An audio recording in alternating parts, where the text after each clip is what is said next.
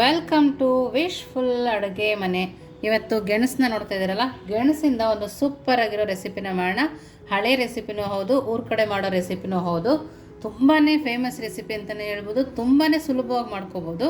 ನಾವು ಗೆಣಸು ತಿನ್ನೋದ್ರಿಂದ ಕೂಡ ತುಂಬಾ ದೇಹಕ್ಕೆ ಒಳ್ಳೆ ಬೆನಿಫಿಟ್ ಸಿಗುತ್ತೆ. ನೋಡಿ, ಇದನ್ನು ಸುಲಭವಾಗಿ ಹೇಗೆ ಮಾಡೋದು ಅಂತ ನೋಡೋಣ ಬನ್ನಿ. ನೋಡಿ, ನಾವು ಮೊದಲಿಗೆ ಒಂದು ಇಡ್ಲಿ ಪಾತ್ರೆ ತೊಗೊಂಡು ಒಂದು ಗ್ಲಾಸ್ ನೀರು ಹಾಕಿ ಸ್ಟೀಮ್ ಮಾಡೋಕ್ಕೆ ಇಟ್ಕೊಬೇಕು. ನೋಡಿ, ಇದನ್ನು ಸ್ಟವ್ ಆನ್ ಮಾಡಿ ನಾವು ನೀರನ್ನ ಇಡ್ಲಿಗೆ ಯಾವ ಥರ ಕುದಿ ಬರೋ ಥರ ಕುದಿಸ್ಕೊತೀವೋ ಅಲ್ಲಿ ತನಕ ನಾವು ಇದನ್ನು ಕುದಿಸ್ಕೊಂಬರೋಣ. ನೋಡಿ, ಇವಾಗ ಗೆಣಸನ್ನು ಈ ಥರ ಸಣ್ಣ ಸಣ್ಣ ಪೀಸ್ ಆಗಿ ಕಟ್ ಮಾಡ್ಕೊಳ್ಳೋಣ. ನಾವು ನೋಡಿ ಈ ಸೈಜಲ್ಲಿ ಕಟ್ ಮಾಡ್ಕೊಬೇಕು. ನಾವು ಹಾಗೇ ಗೆಣಸನ್ನ ಬೇಯಿಸ್ಬಿಟ್ಟು ಕೊಡ್ತೀವಿ ಅಂದರೆ ಕೆಲವೊಬ್ಬರು ತಿನ್ನೋದಿಲ್ಲ. ನಾವು ಈ ಥರ ಮಾಡಿಕೊಟ್ರೆ ಇದು ಗೆಣಸಿಂದ ಮಾಡಿದ್ದೀವಿ ಅಂತ ಕೂಡ ಯಾರೂ ಹೇಳೋದಿಲ್ಲ. ತುಂಬ ಖುಷಿಪಟ್ಟು ತಿಂತಾರೆ. ಇಷ್ಟಿಷ್ಟು ಸೈಜಲ್ಲಿ ಕಟ್ ಮಾಡಿಕೊಂಡ್ರೆ ಬೇಗ ಸ್ಟೀಮ್ ಆಗುತ್ತೆ. ನಾವು ಸ್ಟೀಮಲ್ಲಿ ಮಾಡೋದ್ರಿಂದ ಆರೋಗ್ಯಕ್ಕೆ ಕೂಡ ಒಳ್ಳೆಯದು. ನೋಡಿ, ಇಷ್ಟು ಗೆಣಸನ್ನು ಇವಾಗ ಕಟ್ ಮಾಡ್ಕೊಂಡಿದ್ದೀನಿ.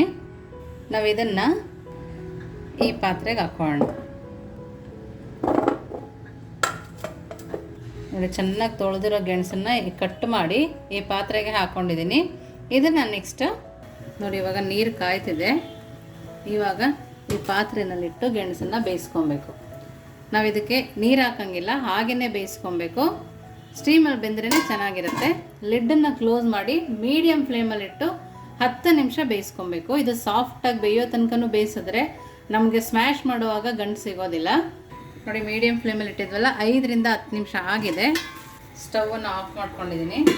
ಒಂದು ಚಾಕುಯಿಂದ ಪ್ರೆಸ್ ಮಾಡಿ ನೋಡೋಣ ಬೆಂದಿದೆ ಅಂತ ಗೊತ್ತಾಗುತ್ತೆ. ನೋಡಿ, ಎಷ್ಟು ನೀಟಾಗಿ ಬೆಂದಿದೆ. ಇವಾಗ ಇದನ್ನು ಒಂದು ಪ್ಲೇಟಿಗೆ ತಕ್ಕೊಳ್ಳೋಣ.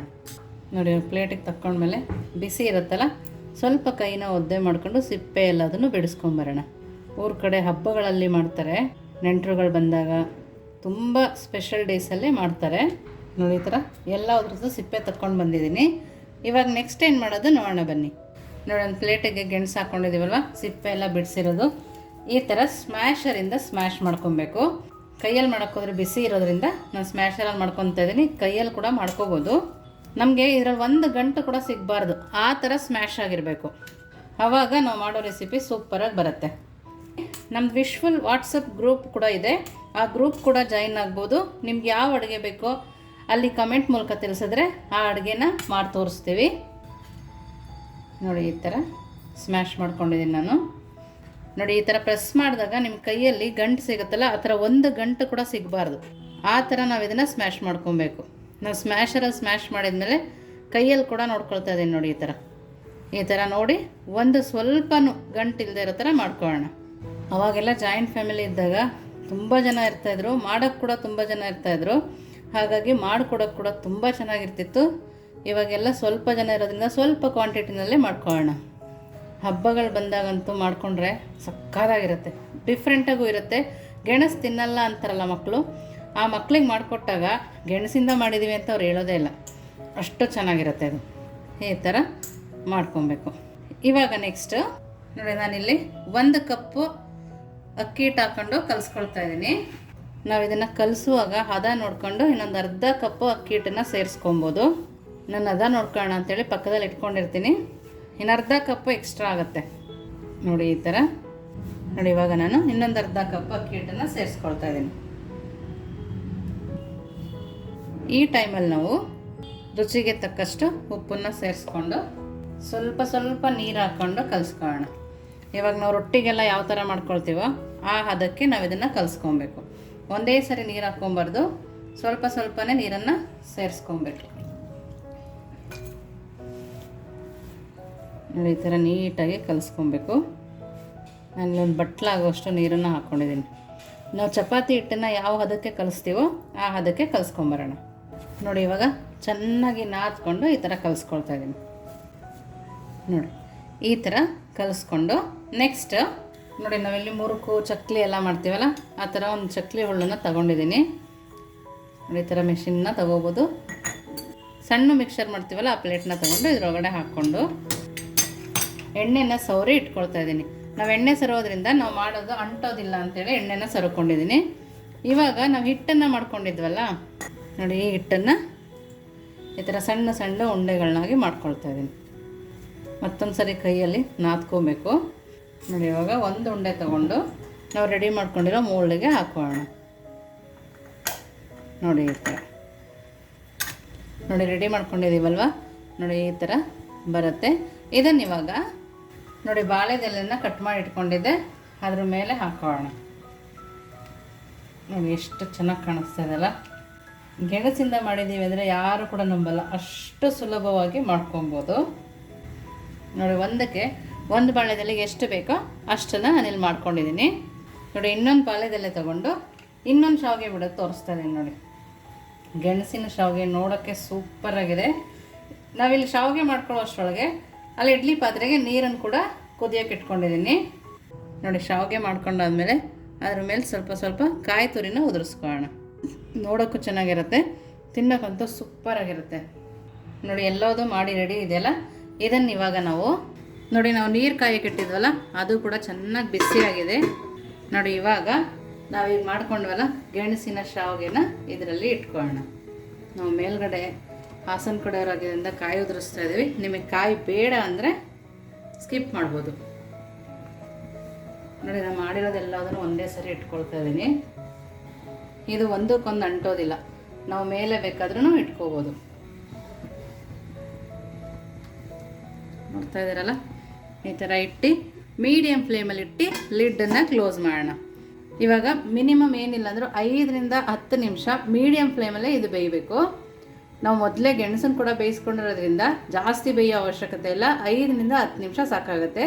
ಇದು ಬೇಯೋ ಅಷ್ಟರೊಳಗೆ ನೆಕ್ಸ್ಟ್ ಏನು ಮಾಡೋದು ಅಂತ ನೋಡೋಣ ಬನ್ನಿ ನೋಡಿ. ಒಂದು ಮಿಕ್ಸಿ ಜಾರನ್ನ ತೊಗೊಂಡಿದ್ದೀನಿ. ಅರ್ಧ ಹೋಳಾಗೋಷ್ಟು ತೆಂಗಿನಕಾಯಿ ತುರಿನ ಹಾಕ್ಕೊಳ್ತಾ ಇದ್ದೀನಿ. ತೆಂಗಿನಕಾಯಿ ಕಟ್ ಮಾಡಬೇಕಿದ್ರೂ ಹಾಕೋಬೋದು. ಹಾಗೆಯೇ 1 ಸ್ಪೂನ್ ಆಗೋಷ್ಟು ಗಸಗಸೆನೇ ನಾನಿಲ್ಲಿ ಹುರಿದುಬಿಟ್ಟು ಹಾಕ್ಕೊಳ್ತಾ ಇದ್ದೀನಿ. ನಾನಿಲ್ಲಿ 1 ಸ್ಪೂನ್ ಆಗೋಷ್ಟು ಕಡಲೆನ ಕೂಡ ಸೇರಿಸ್ಕೊಳ್ತಾ ಇದ್ದೀನಿ. ಹಾಗೆಯೇ 2 ಏಲಕ್ಕಿನ ಬಿಡಿಸ್ಬಿಟ್ಟು ಹಾಕ್ಕೋಬೇಕು. ಸ್ವಲ್ಪ ನೀರನ್ನು ಹಾಕಿ ಸಣ್ಣದಾಗಿ ಗ್ರೈಂಡ್ ಮಾಡ್ಕೊಂಬರ್ಬೇಕು. ನಮಗೆ ಕಾಯಿ ದಪ್ಪ ದಪ್ಪ ಸಿಗಬಾರ್ದು, ತುಂಬಾ ಸಣ್ಣದಾಗಿರಬೇಕು. ಆ ಥರ ರುಬ್ಕೊಂಬರೋಣ ನೋಡಿ. ಎಷ್ಟು ಸಣ್ಣದಾಗಿ ಆಗುತ್ತೋ ಅಷ್ಟು ಸಣ್ಣದಾಗಿ ರುಬ್ಕೊಂಬರ್ಬೇಕು ನೋಡಿ. ತುಂಬಾ ಸಣ್ಣದಾಗಿ ರುಬ್ಬಿದ್ದೀನಿ ನಾನು ಈ ಥರ. ಇವಾಗ ಇದನ್ನು ಪಕ್ಕಕ್ಕೆ ಇಟ್ಟು ನೆಕ್ಸ್ಟ್ ಏನು ಮಾಡೋದು ನೋಡೋಣ ಬನ್ನಿ ನೋಡಿ. ಇವಾಗ ಒಂದು ದಪ್ಪ ತಳ ಇರೋ ಪಾತ್ರೆನ ತೊಗೊಂಡಿದ್ದೀನಿ. ಹಾಗೆಯೇ 1 ಬೌಲ್ ಆಗೋಷ್ಟು ಬೆಲ್ಲನ ಇಲ್ಲಿ ಸೇರಿಸ್ಕೊಳ್ತಾ ಇದ್ದೀನಿ. ಅದೇ ಬೌಲಲ್ಲಿ 1 ಬೌಲ್ ಆಗೋಷ್ಟು ನೀರನ್ನು ಕೂಡ ಸೇರಿಸ್ಕೊಳ್ತಾ ಇದ್ದೀನಿ. ಇವಾಗ ನಾವು ಇದನ್ನು ಚೆನ್ನಾಗಿ ಕರಗಿಸ್ಕೊಬೇಕು. ನಮಗೆ ಬೆಲ್ಲ ಇಲ್ಲಿ ಪಾಕ ಬರಬೇಕಾಗಿಲ್ಲ, ಬರೀ ಬೆಲ್ಲದ ಕರಗಿದ್ರೆ ಸಾಕಾಗತ್ತೆ. ಚೆನ್ನಾಗಿ ಬೆಲ್ಲ ಕುದಿಬೇಕು, ಒಂದೆಳೆ ಪಾಕ ಆ ಥರ ಏನೂ ಬರೋಂಗಿಲ್ಲ, ಬರೀ ನೀರು ಥರ ಆದರೆ ಸಾಕು ನೋಡಿ. ಈ ಥರ ಕೈ ಆಡಿಸಿ ಬೆಲ್ಲ ನೀಟಾಗಿ ಕರಗಿದೆ ನೋಡಿ. ನಮಗೆ ಈ ಥರ ಬೆಲ್ಲ ಕರಗಿದ ನಂತರ ನಾವು ರುಬ್ಬಿಟ್ಕೊಂಡ್ವಲ್ಲ ಆ ಕಾಯಿ ಹಾಲನ್ನು ಕೂಡ ಸೇರಿಸ್ಕೊಳ್ಳೋಣ. ಕೆಲವೊಬ್ಬರು ಕಾಯಿ ರಸನ ತಕ್ಕೊಳ್ತಾರೆ, ನಾನು ಸಣ್ಣ ರುಬ್ಬಿರೋದ್ರಿಂದ ಹಾಗೆ ಹಾಕ್ಕೊಳ್ತಾ ಇದ್ದೀನಿ ನೋಡಿ. ಅದೇ ಮಿಕ್ಸಿ ಜಾರಿಗೆ ನೀರನ್ನು ಹಾಕ್ಕೊಳ್ತಾ ಇದ್ದೀನಿ. ನಮಗೆ ಕಾಯಿ ಹಾಲು ಸ್ವಲ್ಪ ತೆಳುನೇ ಇರಬೇಕು. ಗಸಗಸೆ ಕಾಯಿ ಎಲ್ಲ ಹಾಕಿರೋದ್ರಿಂದ ಘಮ ಘಮಾನ್ ಸ್ಮೆಲ್ ಬರ್ತಾಯಿದೆ. ಇದನ್ನು ಜಾಸ್ತಿ ಕುದಿಸೋಂಗಿಲ್ಲ, 1 ರಿಂದ 2 ನಿಮಿಷ ಕುದಿಸೋಣ. ಮೀಡಿಯಮ್ ಫ್ಲೇಮಲ್ಲಿಟ್ಟು ಕುದಿಸ್ಕೊಂಬರೋಣ ನೋಡಿ. ಕಾಯಲ್ಲಿ ಕೂಡ ಕುದೀತಾ ಇದೆಯಲ್ಲ ನೋಡಿ, ಚೆನ್ನಾಗಿ ಕುದ್ದಿದೆ. ನಮ್ಮ ಕಾಯಿ ರಸ ಮತ್ತು ಬೆಲ್ಲಕ್ಕೆಲ್ಲ ಹಿಡಿಬೇಕಿತ್ತು. 1 ರಿಂದ 2 ನಿಮಿಷ ಕುದಿಸಿರೋದ್ರಿಂದ ಚೆನ್ನಾಗಾಗಿದೆ. ಘಮ ಅಂತೂ ಸೂಪರಾಗಿ ಬರ್ತಾಯಿದೆ. ಕಾಯಿ ಹಾಲಂತೂ ರೆಡಿ ಆಯಿತು. ಇವಾಗ ಶಾವಿಗೆ ಏನಾಗಿದೆ ಅಂತ ನೋಡೋಣ ಬನ್ನಿ ನೋಡಿ. ನಮ್ಮ ಶಾವಿಗೆ ಕೂಡ ರೆಡಿ ಇದೆ ನೋಡಿ. ಇವಾಗ ಸ್ಟವನ್ನು ಆಫ್ ಮಾಡ್ಕೊಳ್ಳೋಣ. 1 ನಿಮಿಷ ಇದು ತಣ್ಣಗಾಗಬೇಕು. ತಣ್ಣಗಾದ್ಮೇಲೆ ಸರ್ವ್ ಮಾಡ್ಕೊಳ್ಳೋಣ. ಕಾಯಿ ಹಾಲು ರೆಡಿ ಇದೆ, ಶಾವಿಗೆನೂ ರೆಡಿ ಇದೆ. ಹೇಗಿದೆ ಟೇಸ್ಟು ಅಂತ ನೋಡೋಣ ಬನ್ನಿ ನೋಡಿ. ಒಂದು ಪ್ಲೇಟ್ ಕೂಡ ರೆಡಿ ಇದೆ ನೋಡಿ. ಗೆಣಸಿನ ಶಾವಿಗೆ ನೋಡ್ತಾ ಇದ್ರಲ್ಲಿ ಎಷ್ಟು ಚೆನ್ನಾಗಿ ಬರ್ತಾಯಿದೆ ನೋಡಿ. ನೀವು ಕೂಡ ನಿಮ್ಮ ಮನೇಲಿ ಮಾಡ್ತಾಯಿದ್ರೆ ಕಮೆಂಟ್ ಮೂಲಕ ತಿಳಿಸೋದನ್ನು ಮರಿಬೇಡಿ. ನಾವು ಬಾಳೆದೆಲೆಯಲ್ಲಿ ಮಾಡೋದ್ರಿಂದ ತುಂಬಾ ಹೆಲ್ದಿಯಾಗಿರುತ್ತೆ. ನೋಡ್ತಾ ಇದ್ದಾರಲ್ಲ ಏನು ಸಕ್ಕತ್ತಾಗಿದೆ ನೋಡಿ. ಎಲ್ಲದೂ ಅದೇ ಥರ ಬಂದಿದೆ. ನಾವು ಒಂದೇ ಸರಿ ಮಾಡ್ಕೊಬಿಡ್ಬೋದು. ನೆಂಟರೆಲ್ಲ ಬಂದಾಗ ಪದೇ ಪದೇ ಮಾಡೋಂಗಿರಲ್ಲ. ನಾವು ಒಂದು ಸರಿ ಇಡ್ಲಿ ಪಾತ್ರೆ ಇಟ್ಟರೆ ಬೇಗ ಆಗೋಗುತ್ತೆ. ಜಸ್ಟ್ ಹಿಂಗೆ ಅಂದರೆ ಬಂದ್ಬಿಡುತ್ತೆ ನೋಡಿ. ಎಷ್ಟು ಚೆನ್ನಾಗಿದೆ ನೋಡ್ತಾ ಇದ್ದಾರಲ್ಲ. ತುಂಬ ಅಂದರೆ ತುಂಬಾ ಚೆನ್ನಾಗಿರುತ್ತೆ ನೋಡಿ. ಇವಾಗ ಇದರಲ್ಲಿ ಒಂದು ತೆಗೆದು ನಾವು ಸರ್ವ್ ಮಾಡ್ಕೊಳ್ಳೋಣ ನೋಡಿ. 2 ಹಾಕ್ಕೊಂಡು ನಾವು ಮಾಡಿರೋ ಕಾಯಿ ಹಾಲನ್ನು ಅದರ ಮೇಲೆ ಹಾಕೋಣ. ನೋಡಿ, ಬಾಯಲ್ಲಿ ನೀರು ಬರ್ತಾ ಇದ್ರೆ ಕಮೆಂಟ್ ಮೂಲಕ ತಿಳಿಸೋದನ್ನು ಮರಿಬೇಡಿ. ನೋಡಿ ಏನು ಸಕ್ಕತ್ತಾಗಿದೆ, ನೋಡ್ತಾ ಇದ್ದೀರಲ್ಲ, ನೋಡಿ ಈ ಥರ.